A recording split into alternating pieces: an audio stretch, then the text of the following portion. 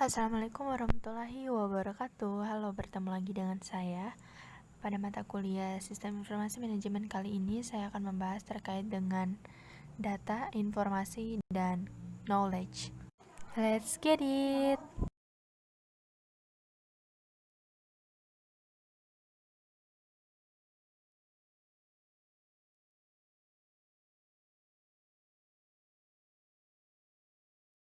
Pertama adalah data. Data adalah fakta mentah yang belum mempunyai arti, yang nanti akan dikumpulkan dan diolah menjadi informasi. Data biasanya mewakili observasi atau pengukuran aktivitas bisnis yang penting bagi pengguna sistem informasi. Data menggambarkan kenyataan suatu kejadian dan kesatuan yang nyata. Data dapat diartikan pula sebagai representasi dunia nyata yang mewakili suatu objek tertentu, seperti manusia, hewan, peristiwa, konsep, keadaan, dan lain-lain, yang direkam ke dalam bentuk angka, huruf, simbol, teks, gambar, bunyi, atau kombinasinya.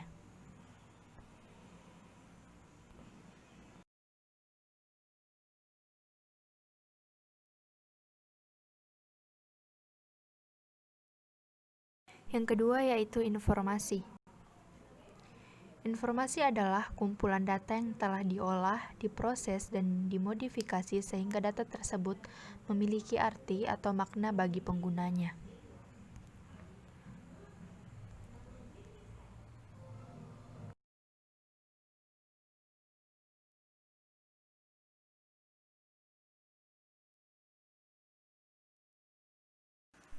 Kualitas informasi tergantung pada 4 hal, yaitu yang pertama adalah akurat. Informasi harus bebas dari kesalahan-kesalahan dan tidak menyesatkan bagi pengguna yang menerima dan memanfaatkan informasi tersebut. Akurat juga berarti informasi harus jelas mencerminkan maksudnya. Dalam prakteknya, mungkin dalam penyampaian suatu informasi banyak terjadi gangguan atau noise, yang dapat merubah atau merusak isi dari informasi tersebut. Informasi dikatakan akurat apabila mengandung 3 komponen. Yang pertama yaitu completeness. Berarti informasi yang dihasilkan atau dibutuhkan harus memiliki kelengkapan yang baik, karena bila informasi tidak lengkap akan mempengaruhi dalam pengambilan keputusan. Yang kedua, correctness. Berarti informasi yang dihasilkan atau dibutuhkan harus memiliki kebenaran. Dan yang terakhir yaitu security. Berarti informasi yang dihasilkan atau dibutuhkan harus memiliki keamanan.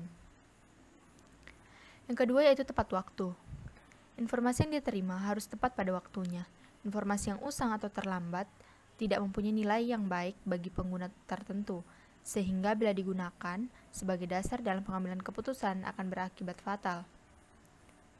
Saat ini mahalnya nilai informasi disebabkan harus cepatnya informasi tersebut didapat, sehingga diperlukan teknologi-teknologi mutakhir untuk mendapatkannya, mengolah dan mengirimkannya. Yang ketiga yaitu relevan. Informasi harus mempunyai relevansi atau manfaat bagi si pengguna. Relevansi informasi untuk satu pengguna tentu dengan yang lainnya pasti berbeda. Yang keempat yaitu ekonomis. Informasi yang dihasilkan mempunyai manfaat yang lebih besar dibandingkan dengan biaya mendapatkannya. Sebagian besar informasi tidak dapat tepat ditaksir keuntungannya dengan satuan nilai uang, tetapi dapat ditaksir nilai efektivitasnya.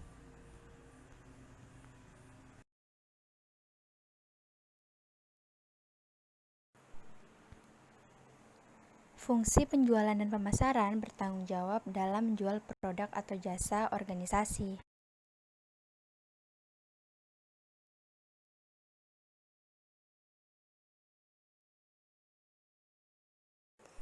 Jenis knowledge. Dilihat dari jenisnya, knowledge dibagi atas 2 bagian. Yang pertama yaitu tacit knowledge, yaitu knowledge yang terletak pada otak atau melekat di dalam diri seseorang dan diperoleh melalui pengalaman namun sangat sulit dikodifikasi.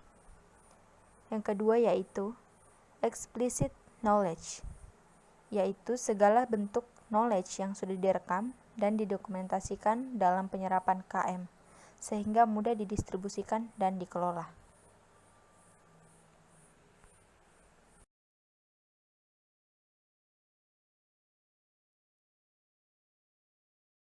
Perilaku informasi. Perilaku informasi merupakan keseluruhan perilaku manusia yang berkaitan dengan sumber dan saluran informasi. Perilaku informasi adalah upaya untuk menemukan informasi dengan tujuan tertentu sebagai akibat dari adanya kebutuhan untuk memenuhi tujuan tertentu.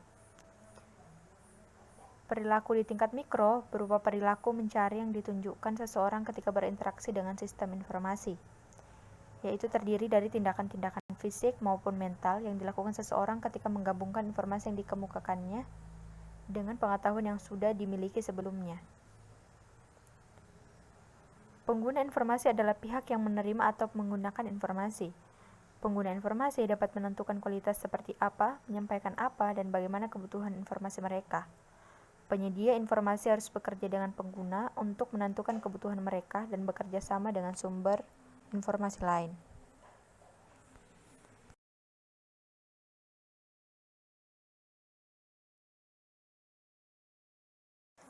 Kebutuhan informasi.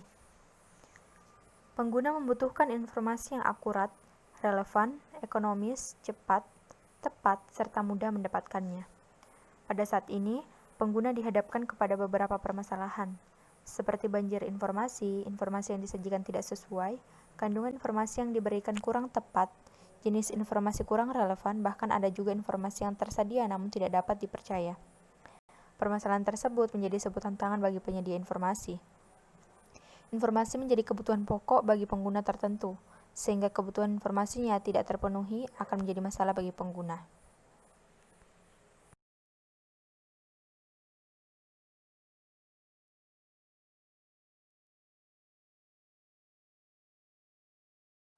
Weak Knowledge Management Cycle. Weak Knowledge Management Cycle berfokus pada 3 kondisi yang diperlukan oleh organisasi untuk mensukseskan bisnisnya. Yang pertama, organisasi harus memiliki bisnis, baik dalam bentuk produk maupun jasa, serta pelanggan. Yang kedua, organisasi harus memiliki sumber daya, baik dalam bentuk pekerja, modal, dan fasilitas. Dan yang ketiga yaitu harus memiliki kemampuan untuk bertindak.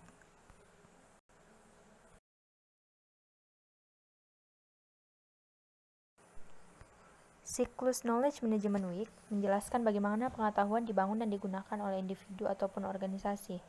Ada 4 tahapan dalam siklus ini. Yang pertama, build knowledge, yaitu membangun. Yang kedua, hold knowledge, yaitu menyimpan. Yang ketiga, pool knowledge, yaitu mengumpulkan. Dan yang terakhir, use knowledge, yaitu menerapkan.